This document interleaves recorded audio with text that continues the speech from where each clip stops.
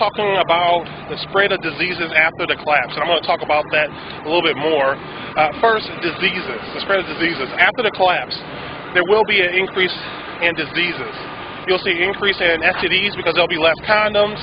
You'll also see, strangely enough, a lot of people have less access to birth control. So you may also see like a weird boom in babies, even though you may see a large drop in the population. The drop in the population is going to be because a lot of people depend on medicine just to stay alive. A lot of diabetics and other people with chronic illnesses. And once the mailing system starts to break down, it becomes more difficult to get medicine out to people. EMTs, paramedics will struggle to really deal with the load. There's a lot of poor people in this country who don't even have vehicles, and I'm one of them. I'm in the process of getting a vehicle myself, and a lot of them rely on bus stations. And I'm telling you, when systems break down, it's going to be more difficult to pay for the bus drivers. And really the oil and the fuel to really keep these vehicles going.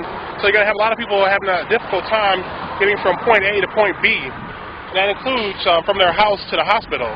So that could be a serious problem there.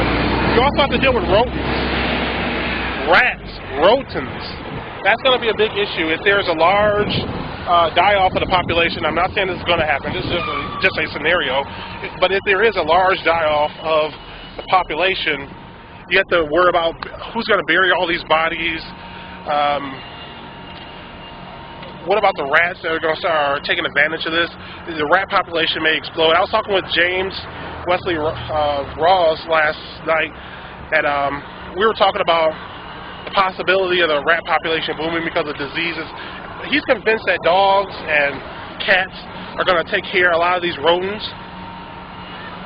Now, I'm not quite sure about that because if people are hungry, even James admitted that, a true survivalist would use his pet as food. I don't think he was joking or anything, but, if that's true, if a lot of people decide to do that, then who's going to take care of this big rat population? So I think that having cats around your house, or at least one cat around your house, could actually be helpful.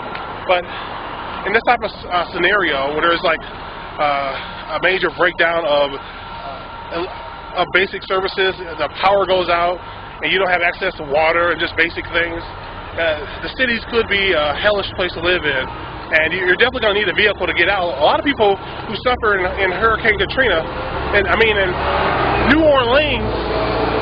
New Orleans, because after Hurricane Katrina, a lot of those people didn't have the money and the resources, or even a vehicle to physically get out of the town. Well, if I don't have access to a vehicle, at the very least I can walk out of town, because I'm definitely getting myself used to that. So those are some things to think about. The hardest thing to watch, if there is a collapse, is people struggle with their situation involving their kids.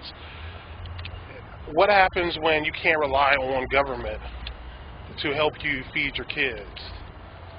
What are you going to do to keep your kids alive, basically?